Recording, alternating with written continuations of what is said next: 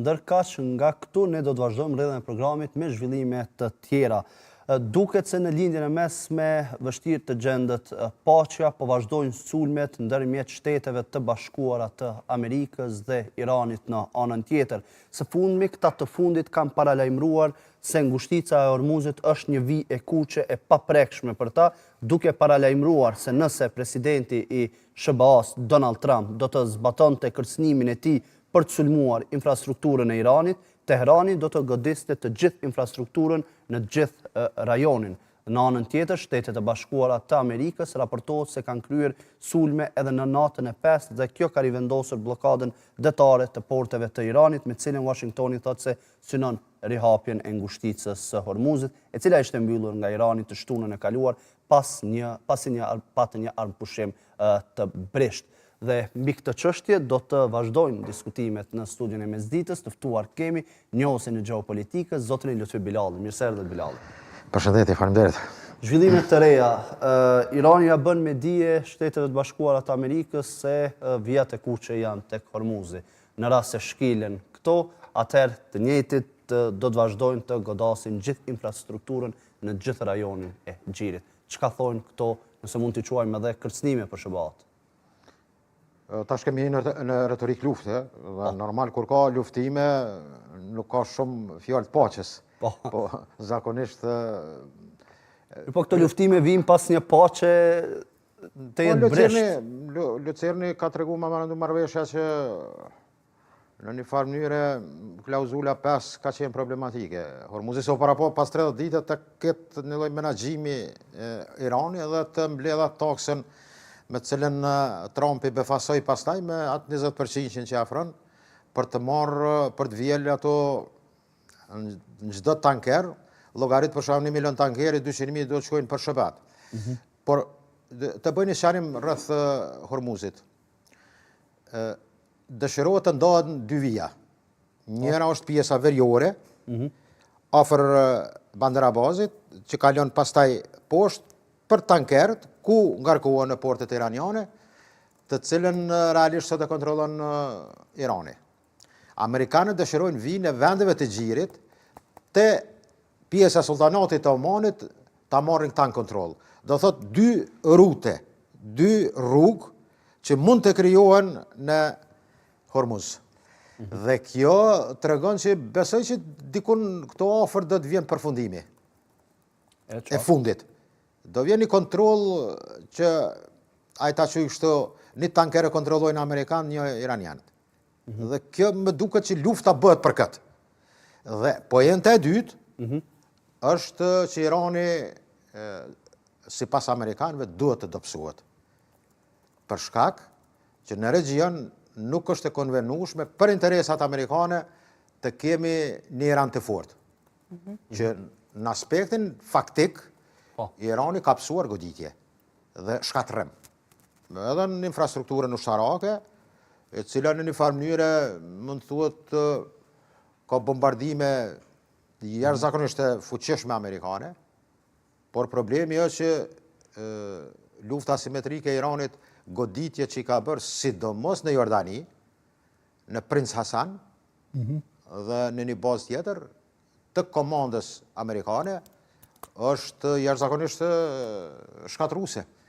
Mos flas për vendet e Xhirit, ku si shihet edhe nga projeksioni nga arta atje, iranianët godasin që nga Kuwaiti deri te Emiratet e Bashkuara Arabe, me cilën ka dalur një problem, një luftë, mundesh me thënë pa shpallur mes Arabisë Saudite dhe Ansar Allahit, apo si kemi mësuar të them Huthit në Yemen. Dhe të gjitha këto komplikojnë komplet situatën e tillë. Për të që në fund të shkurtur, mendoj që retorika iraniane dhe korpusi i Gardës Revolucionare Islamike lëshon çdo herë deklarata të cilat në një farë mënyrë kërcënojnë edhe liderët evropian. Ata kanë bënë një listë për goditje që nga Trumpi deri te Macroni dhe Meloni, pastaj merr se kështu me radhë. Këto Bilali çka na thon këto shifra, duken shpenzimet Izraelitoj shef blend sa ka marak mi demonstru kështu duket kur jo mulën sigur. Patjetër. Shef, gjitha këto janë shpenzimet për mbrojtje, Irani dhe Izraeli. 23,44 miliard, që të 6,8 miliard, mirë po investimi iranian kryesisht është në sistemin raketor, në raketet ballistike. Goditje që kemi pas kryesisht shpej Kabar Shaker 4-shit, dhe Fatahi dhe Zulfi Hari, i cili goditje të raketave 110, Fatahi jashtëzakonisht i rrezikshëm, mirë po këtu goditje do thotë tregojnë që realisht shpenzimet, do thotë është dikon e 2 viteve ma herët, 6,8 miliard Irani. Po trupat, do thot, momentalisht, Irani pozon 587.000 trupa, cilat Izraeli 160.000, trupa toksore, pasaj forcat ajrore dhe marina. Irani, realisht, të kapacitetet e veta, mund të thot, krahasohet, me një përjashtim që F-35 që është jashtëzakonisht efikas, të cilat është kuptuar. F-35 i kushton mbi 100 milion. Vetëm programi i tij ka kushtuar 1 miliard. Ky program amerikan, që Turqia tash ka ambicje për të arritur një marrëveshje, jekën e S-400 që triumfit, Katarit apo Emiratët, kjo do të bëhet me Rus marrëveshje, sepse është e kontraktuar. Dhe të gjitha këto që kallëzojnë kapacitetet, Irani ka 19 ubot, në ndece, të cilat se po flas ka në gjuhën e gjermane. Por sidoqoftë, këto ubota janë mini në ndece. Ndërsa kapacitetet e gjitha këto tregojnë, por problemi çdo herë është që Jeriho është jashtëzakonisht e rrezikshme që mundet me qenë me koka bërthamore. Ndërsa Irani konsiderohet armë ballistike, me cilat janë hipersonike 3000 për ata që ndoshta nuk janë të familiarizuar me këto terma, të cilat edhe i përdorin njohësit e gjeopolitikës. Fjalori militaristik, thëmë drejtën, nën kupton që në gjeopolitikë është e nevojshme. Bile janë nevojshme edhe karakteristika tjera. Do të jesë njësimiri i religionit, njësimiri i historisë. Do njerë flasim me temat me një uri të shkurta. Por do të jetë të kesh një formim tillë që do thotë kapacitetet e tilla duhet të kesh, ose për shembull djofsh mirë, çka është Fata 110. Apo për shembull pjesa me cilën njerëz nuk e kuptojnë kapacitetet kur flasim këtë aspekt me Izraelin, që do thotë është suporti amerikan, realisht, bile unë mendoj që amerikanë janë të kryer punën e Izraelit. Izraeli nuk ka luftim me Iranin momentalisht. Edhe pse për shembull Izrael Katz, ministri i mbrojtjes, tregon që jemi të gatshëm të fillojmë apo Netanyahu që do të jetë dhëmshëm për Iranin. Kjo mund të jetë edhe në retorikën asaj që tash janë zgjedhën tetor në Izrael dhe tenton me një fjalor të me qenë se me Iranin, hajde populli jon thoi nuk i ka dalë as mirë. Edhe realisht nuk i del mirë Izraelit, sepse kapacitetet iraniane nuk janë për të nënshmu, këto thëtë edhe Donald Trump. E vlerësojmë kapacitetet iraniane. Dhe kjo do thotë përbën atë pjesën, mund të thomë, më delikate, me kapacitetet në cilat posedon, ose marine, për shembull, anijet luftarake, 334 me atë sa ka realisht Izraeli, që në kapacitetet e tyre,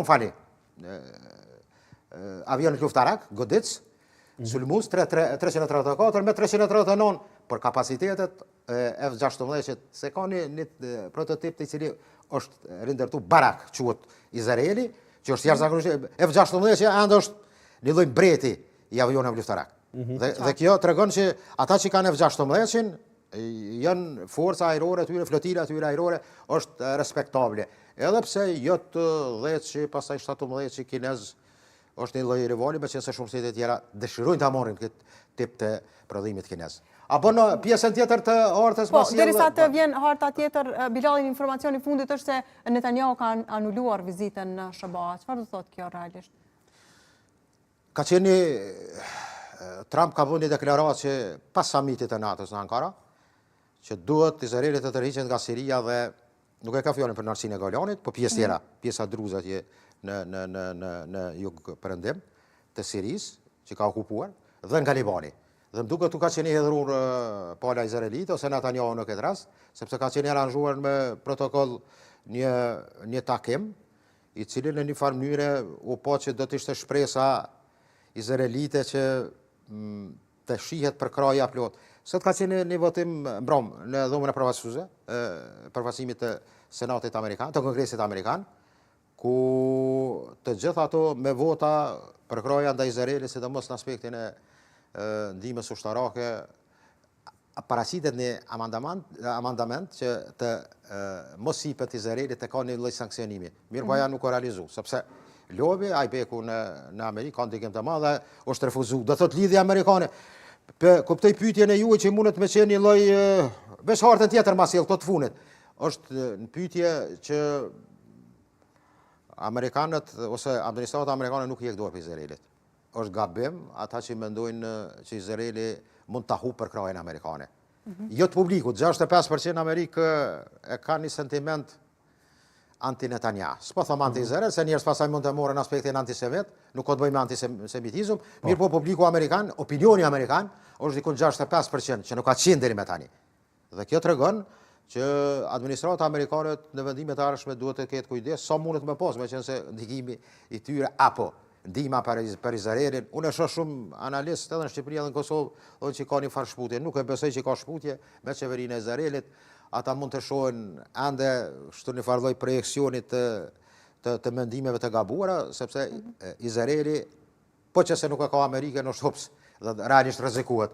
E qartë. Janë dy pika interesante në këtë ngushtica e Hormuzit dhe është Bab al-Mandabi ka urdhëruar Yemenin që ta mbyllë. Cila është mundësia e kësaj Bilali? Është shumë e madhe. Bile thom drejtë Bab Mandabi për këthim do thosht është porta e vajt. Porta e vajtimit. Ishtë interesant kjo historik i këtij porti.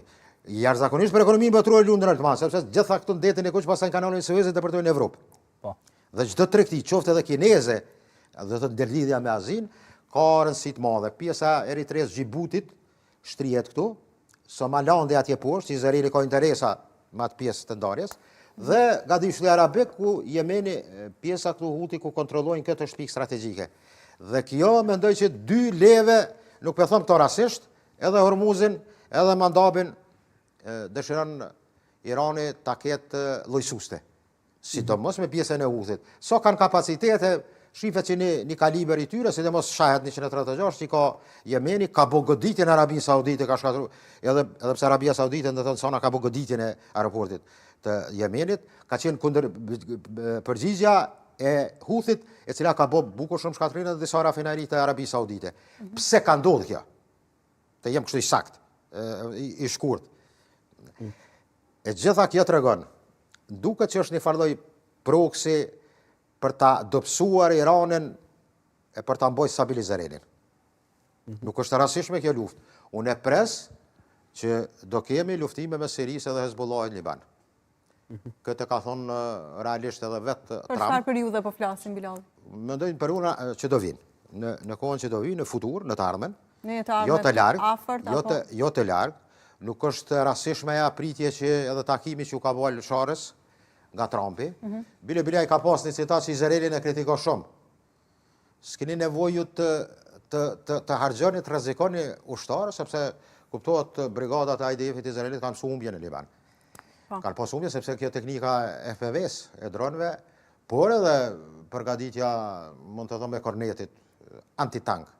Dhe potenciali tjetër të Hezbollahit i ka shkaktuar shumë probleme.